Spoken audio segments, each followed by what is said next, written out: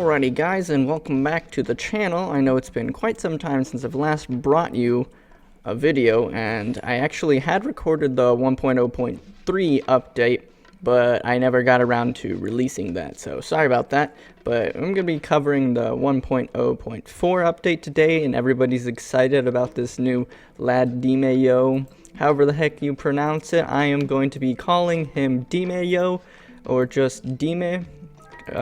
Because I don't want to be saying dime, although it looks like dime. So we're going to be covering everything that has happened in this update, as well as some basic things to think about and to take care of and look out for. So first things first, we're going to go ahead and check out the roster. I'm going to be sorting by role and showing that we have this new lovely character here, and he has several very interesting abilities here. One is counterattack damage, and yeah, I'm curious as to how that'll actually work, just because in testing and such. Okay, that must be a bug, because now I can no longer see that. I'll have to submit that later. Anyways, so we have this new lovely character. He is a tank. He does primarily counterattack damage. He does lots of neutral type damage because of that as well. And then he has his 6-star ability, which mostly it increases the debuff power and resistances, as well as lowering it. So it'll be absolutely vital for raid boss, particularly in alliances. And he might have a use in PvP, although thinking about it, because of the GCD cooldowns and such, it might not be the best in PvP, but he still has a potential to dethrone Queen of Diamonds. But I'm thinking that we might not have enough damage output if we were to replace him with one of the tanks, just because he doesn't have innate CC in his kit. So that could be a problem here. They did add the first purchase is now back in the store, as well as a couple of other things.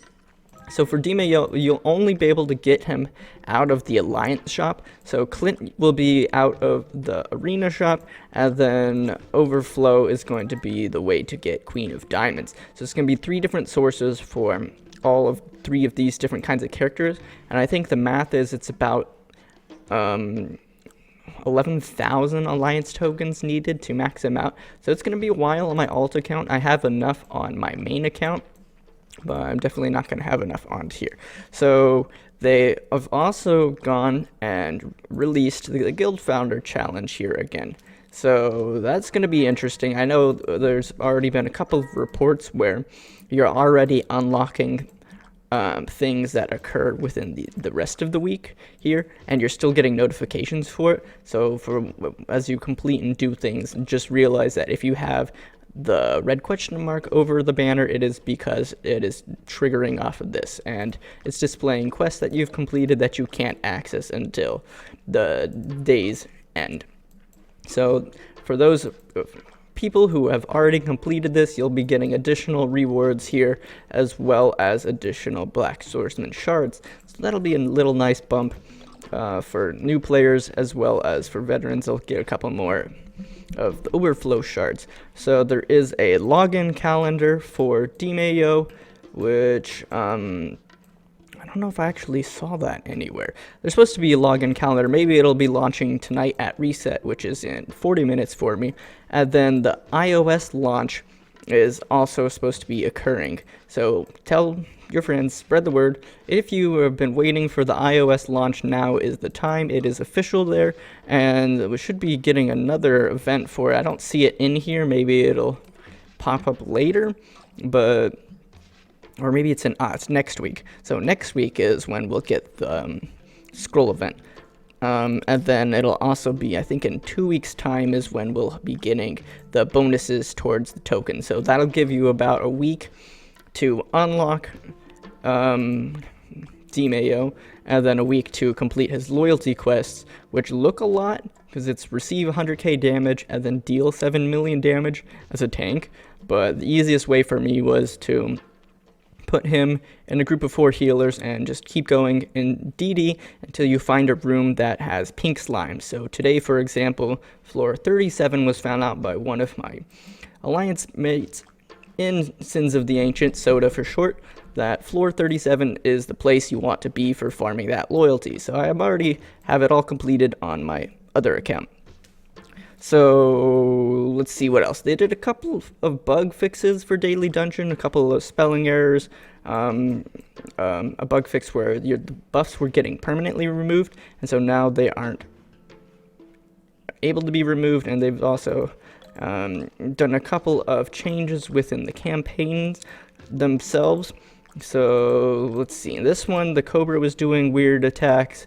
The Big Drip was also doing weird attacks, and so they fixed them. And they've also fixed a couple of nodes in here where you weren't able to do any sort of damage. So that was all fixed. They finally went and added, I had done a huge update list on the different kinds of tags, specifically for Power Stones, because before this used to just read, hold on, which one was it? So Shockwave, for example. I'm going to have to restart my client here most likely, but Shockwave, for example, only had physical and melee, but it actually was an AoE. And so now all of these have been gone through. I think Pizza Jeremy went through and changed all of the things that should be AoE, and a couple of like spelling errors as well. So any ability in here that should have been an AoE now has the AoE tag, and that means that Power Stones should also be affecting them correctly now. So if they have more AoE character or AoE tags, then AoE Power Stones will be more effective on those characters. So that's the primary purpose of that, and it was just AoE tags on pretty much all of them. There's a couple of other ones like Red Dragon. The debuff wasn't working properly for, which one was it? Curse of the Dragon, I think? Yeah, Curse of the Dragon, even though I can't see it. Curse of the Dragon, there was an issue with that. So now that it's actually working properly, that'll be, I guess, more useful. She'll be able to output a little bit more because of that. And they also did a couple of, he did a couple of cast tags for mostly the healers. So that'll be nice once he gets through and finishes tagging the rest of them. And that'll really help us as players to determine what all kinds of stats we want on our characters, as well as what kinds of Power Stones. So I'm still waiting for the Power Stone UI. I think that has definitely been talked about so much that it is slated for sometime in the future. So hopefully we'll get that soon. What else has changed here? For Arena, they have gone and fixed all of the seasonal things. So before, it used to display differences in the ranks and the titles, and now that is all fixed. So all of the titles will now match all of these different kinds of ranks. They did a couple of switches here in the Tavern book for the Bestiary, and I think they moved a couple of these things around that were like, it'd say like, what was it, like Desert Cobra would have actually been here with the rest of the cave stuff or something, or the desert stuff. So they just did a couple of tweaks to that. What I am most excited about is in alliances.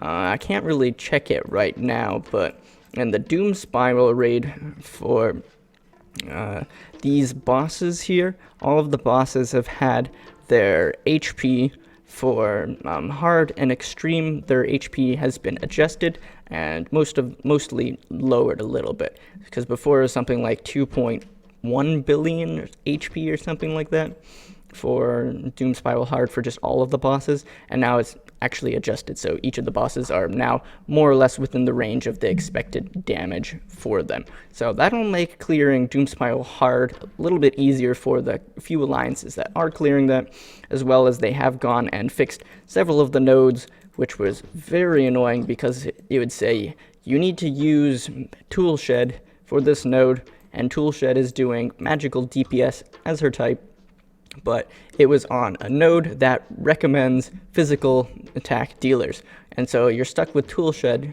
on a physical attack dealing node, and it was just, it was quite difficult to complete those kinds of things. So all of that has been fixed and adjusted and rearranged. So moving forward, it should be a much smoother progression, as I know due to the raid map itself, it is a little bit lower or slower to complete the nodes due to that rate of the characters just getting slowed by the types. So they also changed all of the world 5 through 8. So the drop mats, they used to scale, so it was like almost guaranteed for like these couple of worlds for the drops on them.